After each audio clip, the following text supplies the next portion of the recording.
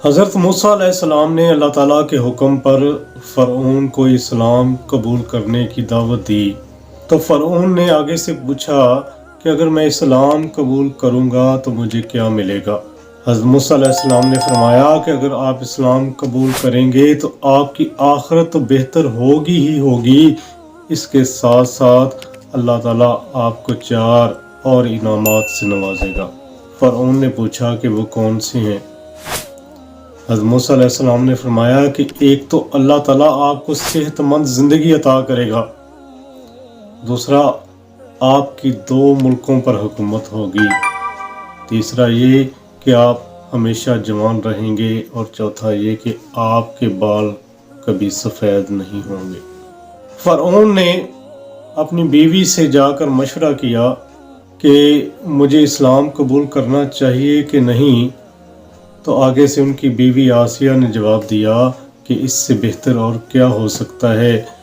फ़रऔन ने ज़ाहिर किया कि मैं ये बात हामान जो मेरा वज़ीर है उससे भी पूछूंगा कि मुझे क्या करना चाहिए, उससे भी मशवरा लूँगा। आसिया ने कहा कि ऐसा मत करना, वो गलत मशवरा ही आपको देगा। मूसा अलैहिस्सलाम की इस्लाम कबूल करने की दावत को लेकर जब फ़रऔन ने हामान से मशवरा किया तो हामान ने सख्ती से मना कर दिया। कहा कि भला ये कैसे हो सकता है कि आसमान ज़मीन बन जाए और ज़मीन आसमान बन जाए और हमारे ग़ुलाम हमारे आका बन जाएं। आपने ये अगर कबूल करना है इस्लाम तो मेरी लाश पर से चल कर आपको जाकर कबूल करना पड़ेगा। हामान ने अपने तकब्बर और गरूर के अंदर आकर मूसा अलैहिस्सलाम की दी हुई दावत को ठुकरा दिया और कहा कि ऐसा नहीं हो सकता। फ़रऔन ने उसकी बात मान ली और इस्लाम कबूल करने से इनकार कर दिया। तो नाज़रीन किराम, बात करने का यहाँ पर ये मकसद है कि एक इंसान अगर किसी गलत इंसान से मशवरा करता है तो वो ज़हर कातिल होता है।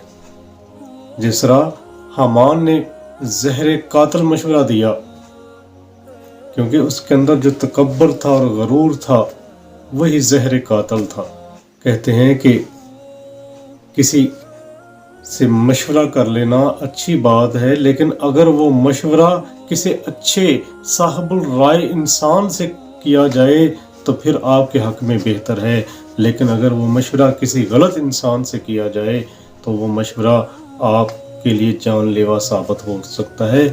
उसके अंदर आपके लिए हलाकत ही हलाकत है, तबाही ही तबाही है। इस हक़ाइक़ से ये सबक मिलता है कि इंसान किसी नादान की सोहबत में रहने की बजाय तन्हाई इख्तियार कर ले और तन्हा रहने से बेहतर है कि इंसान किसी अच्छे और साहिबुल राय इंसान की तलाश जारी रखे।